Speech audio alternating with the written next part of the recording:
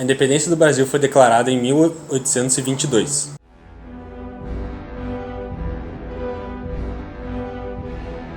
Com isso, teve várias transformações no país. Com isso, também teve a quebra com relações entre o Portugal e Brasil. O Brasil enfrentou várias transformações do período joanino, com os principais nomes Pedro de Alcântara e José Bonifácio.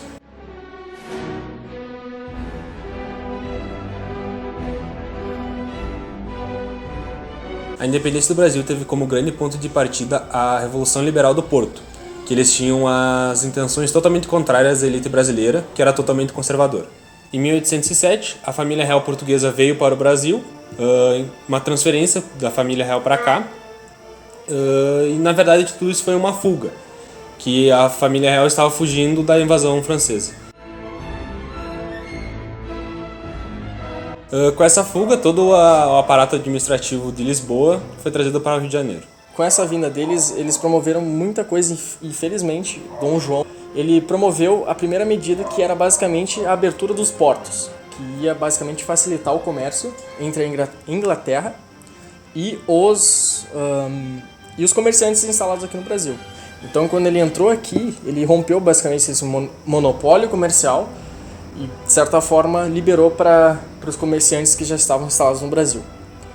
E daí veio um tratado, né? Porque a Inglaterra, nesse caso, com Portugal / Brasil, eles eram basicamente amigos, né? São nações amigas, e através de um tratado comercial de navegação, eles conseguiram, de certa forma, instalar uma aliança de comércio, que isso foi possibilitando bastante desenvolvimento do próprio Brasil. Além da economia, a própria criação de teatros, universidades e a vinda de outras culturas possibilitou uma gama de possibilidades aqui no Brasil.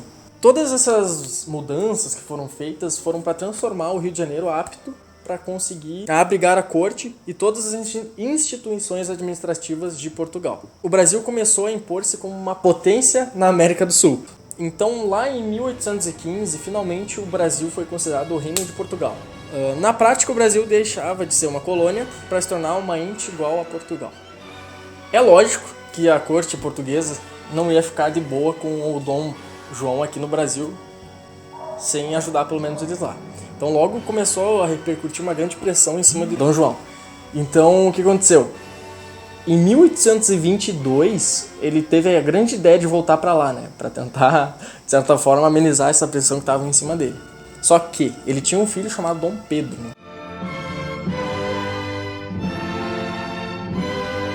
Então isso aqui podemos dizer que foi um dos primeiros passos que o Brasil seguia para a independência.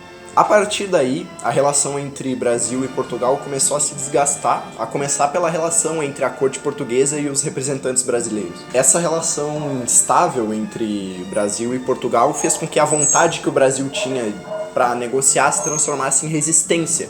E isso fez com que o Brasil começasse a se chacoalhar, por assim dizer, começando pela elite do Sudoeste. A relação entre Brasil e Portugal acabou se agravando por causa de algumas decisões que as cortes tomaram, como, por exemplo, a exigência de que o príncipe regente retornasse. Essa exigência de que ele retornasse teve uma repercussão enorme e acabou dando origem ao que ficou conhecido como Clube da Resistência. E por meio deste foi feito um abaixo-assinado para que Dom Pedro não retornasse a Portugal, e esse abaixo-assinado teve por volta das 8.000 assinaturas.